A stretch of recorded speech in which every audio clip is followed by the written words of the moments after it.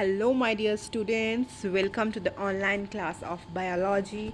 This is Shweta, your biology teacher. Students, today in this lecture, we are going to discuss the topic that's name is population attributes, means characteristics of population. Population की विशेषताएं, जनसंख्या की विशेषताएं.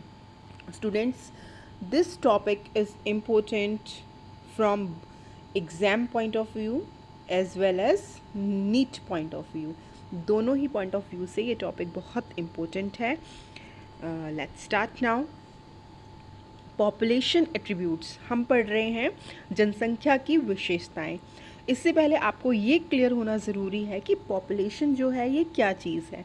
मैं आपको पहले बता चुकी हूँ but still I will repeat. Right, जो पॉपुलेशन होती है, पॉपुलेशन होता है group of individual of same species. Right, एक ही स्पीशीज़ के ग्रुप ऑफ इंडिविजुअल्स एक पर्टिकुलर जोग्राफिकल एरिया में. राइट, एक पर्टिकुलर एरिया है, इस पर्टिकुलर एरिया के अंदर नंबर ऑफ सेम स्पीशीज़ जितने भी हैं that is the population of that particular area. Right, और ये पॉपुलेशन वो पॉपुलेशन होती है जो आपस में ब्रीड करती है. ब्रीड करना मतलब रिप्रोड्यूस करती है, प्रोजेनी को प्रोड्यूस करती है, आपस में शेयरिंग करती है नेचुरल रिसोर्सेज के लिए. जैसे ह्यूमन बीइंग है, ह्यूमन बीइंग आपस में एक दूसरे के ऊपर भी डिपेंड करते हैं. राइट, नेचुरल रिसोर्सेज जो होते हैं हम लोग आपस में शेयर करते हैं. हम लोग सॉयल शेयर करते हैं, लैंड पे हम लोग रह रहे हैं, air, water, right, plants, we are sharing each and everything. तो हम सब लोग एक ही स्पीशीज़ के हैं. राइट, और हम लाइक इंडिया है, like we can say Haryana है. हरियाणा एक पर्टिकुलर डिफाइंड एरिया है ना. हरियाणा का एक पर्टिकुलर डिफाइंड एरिया है मैप के अंदर. तो इस एरिया के अंदर ह्यूमन बीइंग की पॉपुलेशन कितनी है. ठीक है, तो number of individuals of a species in a particular geographical area is known as population. Right, तो पॉपुलेशन आपको समझ में आ गया होगा. उसके बाद आपको समझना ज़रूरी है कि इस पॉपुलेशन की कैरेक्टरिस्टिक्स क्या होती हैं. यही तो अब हमको पढ़ना है. तो स्टूडेंट्स, जहाँ पे बात आती है इंडिविजुअल की, मैं आपको सबसे पहले क्लियर करना चाहती हूँ. तो जहाँ पे इंडिविजुअल की बात आएगी तो वहाँ पे हम बात करेंगे डेथ की और बर्थ की, है ना. बट अगर बात आती है पॉपुलेशन की तो फिर हम बात करेंगे death rate and birth rate की. राइट, जहाँ पे बात आएगी एक इंडिविजुअल की तो वहाँ बात होगी मेल की और फीमेल की. वो इंडिविजुअल मेल हो सकता है और वो इंडिविजुअल फीमेल भी हो सकता है. बट अगर बात होती है पॉपुलेशन की तो वहाँ पे मेल और फीमेल रेशो की बात होगी कि मेल और फीमेल का रेशो कितना है. क्लियर. तो सबसे पहले पॉपुलेशन एट्रीब्यूट्स के अंदर आपको पता होना ज़रूरी है कि पॉपुलेशन डेंसिटी क्या चीज़ होती है. राइट, पॉपुलेशन डेंसिटी क्या चीज़ होती है. तो स्टूडेंट्स, पॉपुलेशन डेंसिटी जो होती है, पॉपुलेशन डेंसिटी होती है एक एरिया है. ठीक है, एक एरिया के अंदर नंबर ऑफ इंडिविजुअल्स जितने भी हैं उस एरिया के अंदर. Right, sorry students, sorry, number of individuals जो हैं उस एरिया के अंदर अपॉन पर यूनिट एरिया. ठीक है, number of individual in region upon number of area, number of unit area in region. ठीक है, ये होता है पॉपुलेशन डेंसिटी का फॉर्मूला. कई बार एग्ज़ाम में ये पूछ भी लिया जाता है. ठीक है, जो हमारी पॉपुलेशन है वो पॉपुलेशन डेंसिटी पर डिपेंड करती है. पॉपुलेशन डेंसिटी का मतलब होता है पॉपुलेशन साइज़. राइट, उसके बाद बात आती है बर्थ रेट की और डेथ रेट की। तो डेथ रेट जो होता है इसको बोलते हैं मोर्टेलिटी रेट, आपको पता होना ज़रूरी है। डेथ रेट होता है मोर्टेलिटी रेट और बर्थ रेट होता है नेटेलिटी रेट। ठीक है, तो जब अगर मोर्टेलिटी रेट से नेटेलिटी रेट ज़्यादा होगा तो वहाँ पे पॉपुलेशन इंक्रीज़ होगी। जहाँ पे मोर्टेलिटी रेट ज़्यादा होगा नेटेलिटी रेट से तो वहाँ पे पॉपुलेशन डिक्रीज़ होगी। ये चीज़ आपको क्लियर होनी ज़रूरी है। तो हमारी एनसीईआरटी के अंदर बच्चों कुछ एग्जाम्पल दिए हुए हैं, यहाँ पे कई बार एग्ज़ाम से पूछ लिया जाता है, तो आपको क्लियर होना ज़रूरी है कि एक पोंड है, ठीक है, पोंड के अंदर लोटस प्लांट कितने हैं, 20 हैं।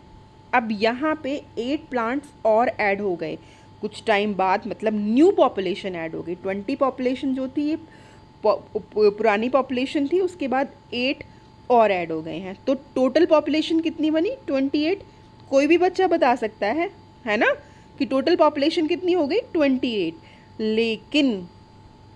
लेकिन स्टूडेंट्स क्वेश्चन ये है कि बर्थ रेट कितना है। ठीक है, बर्थ रेट कितना है, तो बर्थ रेट के लिए आपको फॉर्मूला ये हमेशा याद रखना है कि जो न्यू पॉपुलेशन है, जो क्या है, न्यू पॉपुलेशन, तो न्यू पॉपुलेशन क्या है, न्यू पॉपुलेशन है 8 upon old population, new population upon old population, 8 upon 20।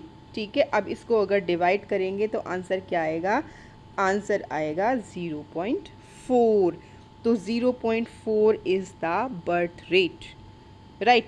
वैसे ही यहाँ पे डेथ रेट का एग्जाम्पल दे रखा है फ्रूट फ्लाइज का, तो इसको भी हम ऐसे ही करेंगे। ठीक है, यहाँ पे क्या होगा, number of new population, same वही चीज़ आएगी, number of new population upon old population. ठीक है, और जो भी होगा वो आंसर आएगा। लाइक यहाँ पे कितना दे रखा है, 4 individuals in laboratory population of 40 butterflies died. ठीक है, तो 40 क्या था, 40 ओरिजिनल है और 4 क्या है, डाइड है। ठीक है, तो 4 अपॉन 40, तो डेथ रेट क्या आया, डेथ रेट आया 0.1। ठीक है, तो ये चीज़ आपको क्लियर होनी ज़रूरी है। सेक्स रेशो मैं आपको बता चुकी हूँ, सेक्स रेशो क्या होता है, sex ratio number of total females, ठीक है, per 1000 male, number of total females per 1000 male in a particular time is known as sex ratio, की मेल और फीमेल का सेक्स रेशो क्या है, राइट स्टूडेंट्स। अब बात आती है यहाँ पे एज पिरामिड्स की। किस चीज़ की बात आती है, एज पिरामिड्स की। एग्ज़ाम में बार बार ये क्वेश्चन आता है, एक बार नहीं बार बार, हर साल आप कोई भी आप सैम्पल पेपर उठा के देखोगे ये क्वेश्चन फ्रीक्वेंटली आया हुआ मिलता है, और इसके बेसिस पे नीट एग्ज़ाम में भी क्वेश्चंस आते हैं। ठीक है, इनकी शेप्स के बेसिस पे आ सकते हैं। तो सबसे पहले आपको पता होना ज़रूरी है एज पिरामिड है क्या। तो जब एज को प्लॉट करते हैं, ठीक है, age is plotted for the population, जब हम एज को प्लॉट कर रहे हैं ग्राफ पे तो that is known as age pyramid.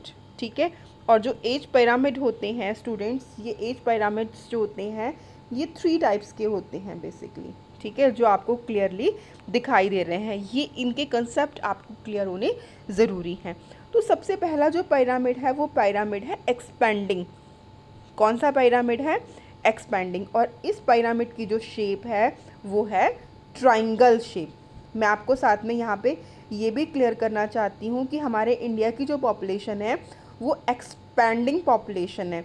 Expanding का मतलब वो पॉपुलेशन जो ग्रो कर रही हो, जो इंक्रीज़ कर रही हो। तो ये चीज़ आपको क्लियर होनी बहुत अच्छे से ज़रूरी है कि हमारा जो इंडिया का ग्राफ है वो एक्सपेंडिंग है। एक्सपेंडिंग का मतलब ये होता है कि जो पॉपुलेशन है वो इंक्रीज़ कर रही है, इसकी शेप है ट्राइंगल। ठीक है, उसके बाद आता है स्टेबल। स्टेबल का मतलब होता है जो ये शेप है, ये 2 ग्राफ नंबर जो है, ये जो शेप है ये बेल जैसी है। बेल जो हम घंटी बजाते हैं ना मंदिरों में, वो वाली शेप है ये। तो ये इसका मतलब ये है कि ना तो पॉपुलेशन जो है ज़्यादा इंक्रीज़ हो रही है और ना ज़्यादा डिक्रीज़ हो रही है। ठीक है, मतलब इंक्रीज़ और डिक्रीज़ आपस में एक दूसरे को कट कर देते हैं और पॉपुलेशन स्टेबल रह जाती है ना। उसके बाद है डिक्लाइनिंग। डिक्लाइनिंग का मतलब क्या होता है कि पॉपुलेशन डिक्रीज़ हो रही है। ठीक है, तो यहाँ पे पॉपुलेशन का जो साइज़ है वो डिक्रीज़ होगा। एक और चीज़ मैं आपको क्लियर करना चाहती हूँ, अगर नंबर ऑफ बर्थ जो है नंबर ऑफ डेथ से ज़्यादा होगा, राइट। नंबर ऑफ बर्थ जो है अगर डेथ रेट से ज़्यादा होगा तो पॉपुलेशन जो है ओवरऑल वो इंक्रीज़ होगी। ठीक है, बर्थ रेट अगर ज़्यादा है, डेथ रेट अगर कम है, तो ओवरऑल पॉपुलेशन विल इंक्रीज़। ये चीज़ आपको ध्यान रखनी है, ये कंसेप्ट है इनको समझने के लिए। तो जो एज ग्रुप है वो 3 तरह के हैं, pre reproductive, reproductive and post reproductive, right. तो प्री रिप्रोडक्टिव जो होती है ये वो एज होती है जहाँ पे ऑर्गेनिजम्स रिप्रोड्यूस नहीं कर सकते हैं। रिप्रोड्यूस मतलब they are unable to produce young ones. ठीक है, उस पॉपुलेशन को बोलते हैं प्री रिप्रोडक्टिव पॉपुलेशन। तो हमारे इंडिया के अंदर जो ये पॉपुलेशन है ये बहुत ही ज़्यादा है, इसकी जो नंबर है बहुत ही ज़्यादा है। बर्थ रेट जो है इंडिया के अंदर वो ज़्यादा है। ठीक है, उसके बाद बारी आती है रिप्रोडक्टिव एज की। जो रिप्रोडक्टिव एज है वो थोड़ी सी प्री रिप्रोडक्टिव एज से थोड़ी सी कम है। ठीक है, उसके बाद रिप्रोडक्टिव जो एज होती है ये वो एज होती है जिसमें ऑर्गेनिज्म रिप्रोड्यूस करते हैं यंग वंस, मतलब कि जो मेरे +2 क्लास के बच्चे हैं सारे के सारे, ये सारे के सारे आते हैं रिप्रोडक्टिव एज में। ठीक है, आपको ध्यान रखना है कि जो यंगस्टर्स होते हैं, जो यंग ब्लड्स होते हैं, they are in the category of reproductive. आपको अपने से याद रखना है, you come in the category of reproductive age. ठीक है, आपसे पहले और आपसे बाद वाली कैटेगरी होती है पोस्ट और प्री। ठीक है, बेसिकली प्री रिप्रोडक्टिव जो एज होती है वो होती है 0 to 12-13 ईयर्स तक, राइट। उसके बाद रिप्रोडक्टिव एज स्टार्ट हो जाती है।